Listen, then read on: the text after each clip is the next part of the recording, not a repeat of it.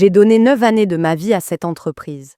9 ans de soirées tardives, de dîners de famille manqués, à maintenir les comptes en ordre quand personne d'autre ne le pouvait. Puis, le nouveau CEO est arrivé, souriant pour les caméras, et m'a retiré mon titre devant tout l'étage comme si je n'étais rien. Avertissement? Aucun. Reconnaissance? Zéro. Juste l'humiliation. Mais ils ignoraient que j'avais déjà d'autres cartes en main. Je n'ai pas cherché l'affrontement, j'ai simplement redirigé. Avant de poursuivre mon histoire, dites-moi d'où vous regardez. Abonnez-vous et laissez un like. Croyez-moi, vous voudrez savoir comment tout cela va se retourner. Le matin où j'ai été rétrogradé reste gravé dans ma mémoire comme une cicatrice qui refuse de s'effacer. J'ai franchi les portes de l'immeuble du centre de Chicago, le même où j'entrais depuis près de 10 ans, m'attendant au lundi ordinaire. Mais mon nom avait déjà disparu de l'ordre du jour, affiché devant la salle du conseil. Pendant 9 ans, j'avais été la responsable financière senior qui tenait les comptes en équilibre, verrouillait les budgets et assurait la viabilité des contrats municipaux. Pourtant, quand la réunion commença, Edward Blake, le nouveau CEO aux cheveux gominés et au sourire trop poli, pour être sincère, ne me jeta même pas un regard. Il parla d'innovation et d'agilité, répétant des mots sûrement répétés devant son miroir. Puis, il se tourna vers moi, devant toute la salle. « Catherine, ton poste sera simplifié. Désormais, tu soutiendras les opérations en tant qu'assistante. Nous avons décidé de confier le leadership à quelqu'un avec des idées neuves. » Les mots tombèrent comme un coup de marteau. 2 jeunes analystes échangèrent des sourires en coin. Karen Mitchell, des RH, baissa la tête, feignant de prendre des notes. Ma gorge se serra, mais je ne discutais pas, je ne suppliais pas, je ne clignais même pas des yeux. Je restais immobile, laissant l'arrogance de ces mots emplir le silence. Ce qui faisait le plus mal, ce n'était pas la rétrogradation en elle-même, mais la désinvolture avec laquelle elle avait été annoncée.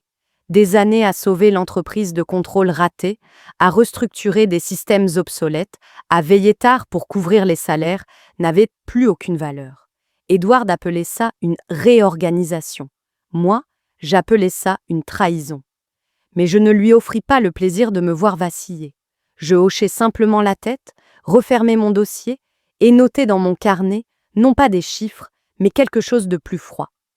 Observer, se souvenir, rediriger. Edward prit mon silence pour de la soumission, et cela me dit tout sur son aveuglement. Quand la réunion prit fin, Karen me suivit dans le couloir avec ce sourire fragile qu'on réserve aux enterrements. Ne le prends pas personnellement, Catherine. C'est juste du business. Tu auras toujours une place ici. Ces mots étaient pas même collants, de faux réconfort, et je compris qu'elle n'était qu'un pion, exécutant sans réfléchir. Je ne répondis pas.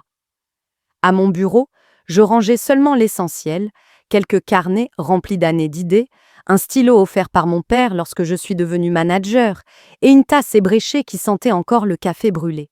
Le bureau continuait de bourdonner comme si rien ne s'était passé, comme si j'avais déjà été effacée. Je ne claquai pas de porte, je ne fis pas de scène.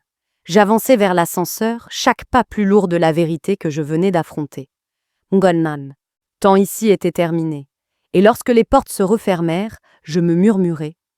Je ne suis pas revenue en arrière, j'ai pris une autre direction. Après être sortie de cette salle de réunion dépouillée de toute dignité, je repassai en boucle les années offertes à cette entreprise comme une pellicule abîmée, chaque sacrifice me semblant désormais une dévotion gaspillée. C'était moi qui avais repensé leur modèle d'appel d'offres municipaux quand la ville menaçait de réduire notre contrat de moitié. C'était moi qui étais resté seul, à minuit, pendant une tempête de neige, à recalculer les tables de risque d'assurance pendant que les autres profitaient des fêtes. Quand les régulateurs avaient signalé des anomalies, ce furent mes corrections discrètes qui évitèrent mollo des amendes et sauvèrent notre licence. Pourtant, tout cela n'avait plus aucune valeur. Pour Edward Blake, je n'étais pas la stratège qui avait maintenu la société à flot. J'étais juste une relique qu'il pouvait remplacer par un sourire bon marché et un titre rempli de mots creux. La loyauté était devenue un fardeau. Mais sous l'amertume, une idée nouvelle germait. Si mon expertise était perçue comme un poids ici, peut-être pouvait-elle devenir un atout ailleurs. Cette pensée couva jusqu'à prendre forme d'une manière inattendue. 2 semaines plus tard, assise dans un café du Southside, buvant un café trop léger, en parcourant des annonces promettant un environnement dynamique et un potentiel de croissance, des codes pour surmenage et sous-paiement, un mail apparut. Anthony Ross, un CEO rencontré autrefois lors d'une table ronde sectorielle. À l'époque, Edward s'était moqué de lui, le traitant de petit joueur condamné à échouer. Mais son message à lui était respectueux, mesuré, curieux. Il avait entendu parler de ma soi-disant transition et voulait déjeuner avec moi. Ma fierté blessée m'empêcha d'accepter tout de suite, mais son ton me fit hésiter. Il ne sonnait pas comme quelqu'un en quête de miettes, mais comme un bâtisseur. Quand nous nous sommes enfin rencontrés, il n'a pas perdu de temps en pitié ni en flatterie creuse. Il m'a posé une seule question. Catherine, si tu avais une totale liberté, sans politique interne, sans conseil arrogant, comment repenserais-tu une direction financière pour remporter des contrats municipaux? Je suis restée figée un instant, puis quelque chose s'est délié en moi. Pendant des années, on m'avait demandé de rafistoler, jamais de créer, encore moins de rêver. Et voilà qu'on me demandait non pas des réparations, mais une vision. Je lui ai parlé de modèles budgétaires évolutifs, de transparence dans l'allocation des risques pour gagner la confiance publique, de structures de conformité capables de réduire les frais sans sacrifier la qualité. Il n'a pas regardé sa montre, il n'a pas bâillé, il ne m'a pas interrompu. Il prenait des notes, se penchait, posait des questions plus pointues. Pour la première fois, depuis des années, ma voix comptait. Ce soir-là, je suis rentrée à pied sous les lampadaires orangés de Chicago, me souvenant du sourire suffisant d'Edward quand il m'avait rétrogradé. Il pensait m'avoir enterrée dans l'oubli, mais en réalité, il m'avait forcée à prendre racine dans une terre qui me permettrait de devenir plus forte. L'entreprise d'Anthony était plus petite, plus affamée, méprisée par ceux qui ne jurent que par l'esbrouf. Il croyait m'avoir abattue. En vérité, il m'avait placée sur un champ de bataille où mes compétences allaient enfin décider de l'issue. Quand j'ai accepté de rejoindre l'entreprise d'Anthony Ross, ce ne fut pas un saut dans l'inconnu, mais plutôt comme entrer dans un rôle que je préparais en silence depuis toute ma carrière. Les bureaux n'avaient rien de prestigieux. Un immeuble vieilli à l'ouest de Chicago, des cloisons de cubicles, un peu bancales, après des années d'usage, une cafetière de salle de pause qui sifflait comme un vieux radiateur. Mais ce qui manquait en éclat était largement compensé par la faim et l'ambition. L'équipe d'Anthony était jeune, brillante, sous-estimée, le genre de personnes prêtes à veiller tard si cela signifiait gagner leur place dans l'industrie. Ils m'accueillirent non pas comme une manager de trop, mais comme la stratège qu'il leur manquait. Je commençai par observer, écouter, cartographier chaque faiblesse de leur système, et je vis tout clairement. Ils avaient du cœur, mais pas de structure, de l'ambition, mais aucun plan. C'est là que j'entrais en jeu. Je n'imposais pas de grandes déclarations, je ne détruisis pas ce qu'ils avaient bâti. J'ai reconstruit leur colonne vertébrale pièce par pièce, invisible aux yeux du monde extérieur, mais indéniable pour ceux de l'intérieur. J'ai conçu des modèles budgétaires capables de résister aux audits municipaux les plus stricts, des cadres de conformité si solides qu'ils passaient les inspections surprises sans une seule remarque, et des programmes de formation qui transformaient de jeunes analystes en stratèges sûrs d'eux. En quelques mois, la firme autrefois ignorée commença à ressembler à un véritable concurrent. Le soir, en rentrant sous les lampadaires de Chicago, je pensais à Edward Blake dans son bureau d'angle immaculé, affichant son sourire suffisant en se croyant intouchable. Il pensait m'avoir relégué à l'oubli, sans imaginer que chaque système que je bâtissais ici aiguisait la lame qui entamerait son empire. Il avait raillé la société d'Anthony comme insignifiante, mais de là où j'étais, nous devenions silencieusement son plus dangereux rival. La transformation n'était ni bruyante, ni tape à l'œil, et c'était précisément l'objectif. Les concurrents nous ignoraient jusqu'à ce qu'il soit trop tard. Quand nos offres commencèrent à s'imposer dans des appels d'offres autrefois réservés aux géants, les murmures commencèrent. À la fin de l'année, nous ne participions plus seulement, nous gagnions. Nos modèles de prévision surpassaient les grandes firmes sans rogner nos marges, nos cadres de conformité inspirait confiance aux élus municipaux, et nos relations clients s'approfondissaient grâce à une transparence que les autres ne pouvaient offrir. Chaque fois que je voyais le nom de l'entreprise d'Edward sur une proposition concurrente, je laissais échapper un sourire froid. Il ne savait pas que j'étais derrière tout cela, qu'il avait humilié la stratège qui désormais orchestrait sa chute. L'ironie avait un goût plus fort que n'importe quel verre levé lors d'une fête. Ce que je bâtissais dans l'ombre dépassait un simple plan de croissance. C'était la fondation de leur chute. Ils avaient effacé mon nom de leurs ordres du jour, m'avaient dépouillé de mes titres et m'avaient rayé comme si je n'étais rien. Mais ici, j'étais tout. Et bientôt, ils seraient forcés de voir la vérité qu'Edward n'avait jamais comprise. On ne peut pas effacer celle qui connaît le système mieux que quiconque. On ne peut que la pousser à transformer ce savoir en votre propre déclin. Les premières fissures dans l'empire d'Edward Blake apparurent presque invisibles, comme de fines craquelures dans du verre qui ne s'élargissent qu'une fois la pression devenue insoutenable. Un client régional refusa discrètement de renouveler son contrat, évoquant des inquiétudes sur la réactivité.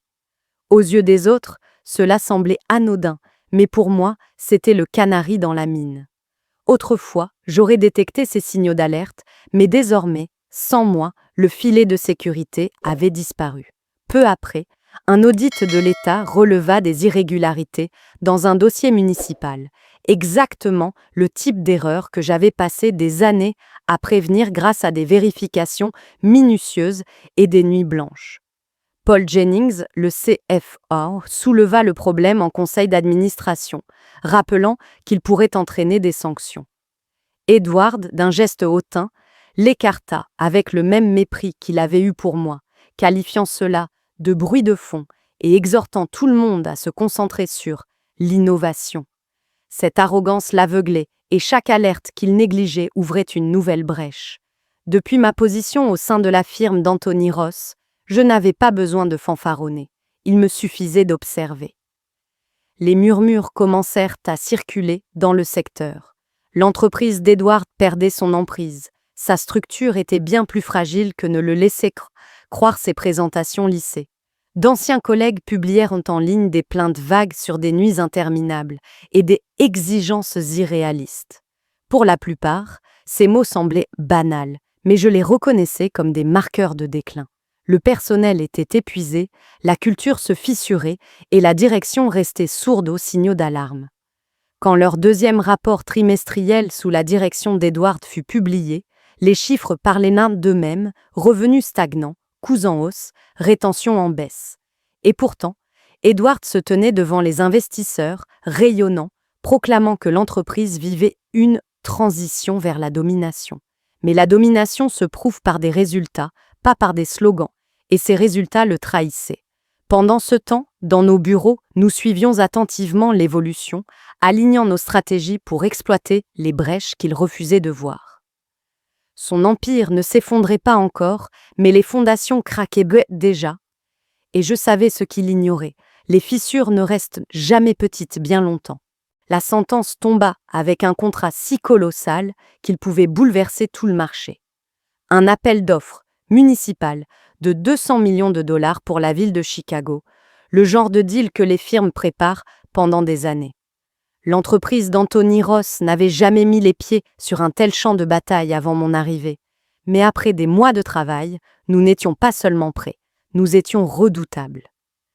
J'avais reconstruit leur système, formé leurs analystes à détecter les schémas que les autres ignoraient et conçu une proposition si solide qu'elle ressemblait moins à une offre qu'à une évidence. La société d'Edward Blake, gonflée d'arrogance, considérait le contrat comme acquis avant même d'avoir écrit la première ligne. Ce qu'ils ignoraient, c'est que les méthodes de conformité qu'ils avaient autrefois méprisées étaient devenues les armes que j'avais affûtées contre eux. Pendant des semaines, la préparation dévora nos vies. J'ai disséqué la demande point par point, anticipant chaque exigence et chaque pression politique. Notre proposition n'était pas de simples chiffres alignés, c'était la confiance tissée dans la structure. Nous offrions à la ville un modèle où chaque risque était couvert, chaque ligne budgétaire transparente, chaque garantie alignée avec l'examen public. Anthony me donna une liberté totale, un pouvoir que je n'avais jamais connu dans mon ancienne société. La veille de la présentation, je relus chaque détail dans nos modestes bureaux, imaginant Edward polissant ses slogans sous les projecteurs. Il entrerait avec sa suffisance, j'entrerais avec ma précision. Le jour venu, la salle bourdonnait d'investisseurs, d'élus et de journalistes. Edward présenta le premier, arpentant la scène avec l'assurance d'un homme certain de sa victoire. Ses slides étaient brillants, sa voix posée, mais dès que les questions touchèrent au protocole de conformité et à la stabilité à long terme, ses réponses s'étiolèrent. Il esquiva par des slogans, promettant l'innovation sans jamais apporter de substance. Je reconnus immédiatement ce vide, le même vernis qu'il utilisait autrefois pour me balayer d'un revers de main. Puis vint notre tour. Anthony m'introduisit comme stratège en chef. Mon nom tomba dans la salle comme une pierre dans l'eau, provoquant des ondes parmi mes anciens collègues. Le regard d'Édouard se figea sur moi, incrédule. Je l'ignorais. Je parlais directement aux décideurs, détaillant nos modèles de prévision prouvant la durabilité, nos couches de conformité garantissant la responsabilité, et nos garde-fous financiers protégeant les contribuables. Aucun slogan, aucune esquive, seulement la clarté appuyée par des preuves. Les questions fusèrent, précises, exigeantes, et j'y répondis avec l'autorité de quelqu'un qui avait vécu à l'intérieur de ces systèmes pendant près d'une décennie. Le silence qui suivit ne fut pas celui du mépris, mais celui du respect. Quand je quittai la scène, je n'avais pas besoin d'annonce pour savoir que nous avions gagné. La mâchoire d'Edward était crispée, son sourire effacé, Paul Jennings blême et transpirant, comme s'il avait vu la vérité écrite sur le mur. Quelques semaines plus tard, quand la lettre officielle arriva, désignant la société d'Anthony comme lauréate, ce ne fut qu'une confirmation de ce que nous savions déjà. L'empire qui m'avait effacé venait d'être détrôné par la stratège qui l'avait rejeté. Debout dans le bureau d'Anthony, la lettre entre mes mains, je n'éprouvais ni besoin de célébrer, ni de fanfaronner. Une froide lucidité m'envahit à la place. La revanche n'avait pas nécessité de sabotage ni de colère. Elle avait exigé de partir, de bâtir quelque chose de plus fort et de prouver, sur la plus grande scène, que la couronne qu'Edward croyait sienne n'avait jamais été à sa taille. Le jour où l'attribution du contrat par la ville fut annoncée publiquement, mon téléphone s'illumina comme un central en feu. D'abord un message vocal de Paul Jennings, sa voix forcée dans un calme qu'il ne ressentait visiblement pas, me demandant de le rappeler, pour envisager des options. Options, quel mot généreux pour déguiser la panique. Puis vint Karen Mitchell, des RH, soudain douce et mielleuse, m'expliquant que l'entreprise serait prête à reconsidérer mon rôle maintenant, que les circonstances avaient, j'en croyais, changé. Enfin, l'appel que j'attendais sans en avoir cure. Edward Blake lui-même, un ton dégoulinant d'une fausse familiarité, m'assurant qu'un poste de direction m'attendait si j'acceptais de revenir. Chaque message s'empilait sur le précédent, un crescendo de panique de la part de ceux qui avaient jadis souri en coin quand on m'avait écarté. Je n'ai répondu à aucun d'eux, je n'en avais pas besoin. Leur voix charriait toute l'humiliation qu'ils avaient autrefois tenté de m'imposer, et désormais, c'était à eux de la porter. À la place, j'ai ouvert LinkedIn, modifié mon profil, et d'un simple clic, je l'ai rendu privé. Plus aucune fenêtre gratuite sur ma vie, plus aucun levier pour revendiquer ne serait-ce qu'une ombre de moi. J'ai refermé mon ordinateur, bu mon café en silence et laissé leurs mots se dissoudre dans le vide. La revanche n'exigeait pas la confrontation. Elle exigeait l'absence, le refus et la certitude tranquille que chaque appel sans réponse était un rappel. Ils avaient jeté la seule personne qui aurait pu les sauver. Ils tendaient envers moi comme des noyés agrippant de l'air, mais mon silence était la corde qu'ils ne pourraient jamais saisir. Avec le recul, je comprends que je n'ai jamais cherché à détruire Edward Blake ni l'entreprise qui m'avait effacé. Je n'ai pas tendu de piège, ni poursuivi une vengeance les yeux brûlants de colère. Ce que j'ai fait fut plus simple et bien plus puissant. Je les ai dépassés. Ils étaient tellement obsédés par le vernis et l'arrogance qu'ils en avaient oublié que la stabilité et la confiance sont les véritables piliers qui maintiennent les murs debout. J'ai emporté ces valeurs chez Anthony Ross, et ensemble, nous avons bâti quelque chose de plus solide, plus affûté, plus inébranlable. Voir mon ancien employeur trébucher n'était pas une victoire, mais la confirmation qu'ignorer ceux qui détiennent les fondations a toujours un prix. Ils se sont détruits eux-mêmes en confondant loyauté avec faiblesse et expérience avec insignifiance. Ma revanche n'était pas dans leur chute, elle résidait dans mon succès, dans la vie que j'ai reprise en main, dans la certitude qu'ils étaient là condamnés à me regarder gagner depuis les gradins. Voilà la leçon. Parfois, la plus tranchante des revanches, c'est simplement de s'épanouir là où l'on vous disait que vous n'y arriveriez pas. Ils pensaient Beldier m'avoir brisé en m'ôtant mon titre, mais en réalité, ils m'ont libéré pour bâtir quelque chose de plus fort, plus affûté, plus intouchable. Dans leur arrogance, ils croyaient qu'une rétrogradation marquait la fin. Elle est devenue l'étincelle qui a lancé mon ascension. Ce que j'ai appris de cette expérience va bien au-delà de la simple revanche. Le pouvoir ne vient pas toujours d'un combat bruyant dans la pièce où l'on vous a humilié. Parfois, il vient du fait d'entrer dans une toute autre pièce et de prouver, par votre succès, que ceux qui vous ont sous-estimé avaient tort. Pour moi, cela a voulu dire mettre mes compétences au service d'un concurrent, reconstruire des systèmes autrefois ignorés et voir l'entreprise qui m'avait effacé subir les conséquences de son arrogance. La leçon n'est pas de démolir les autres, elle est de refuser que leur mépris vous définisse. Dans la vie, vous croiserez des patrons injustes, des dirigeants négligents, des personnes qui prennent la loyauté pour de la faiblesse. Mais vous n'êtes pas obligé de plier sous leur jugement. Vous pouvez rediriger, reconstruire, grandir.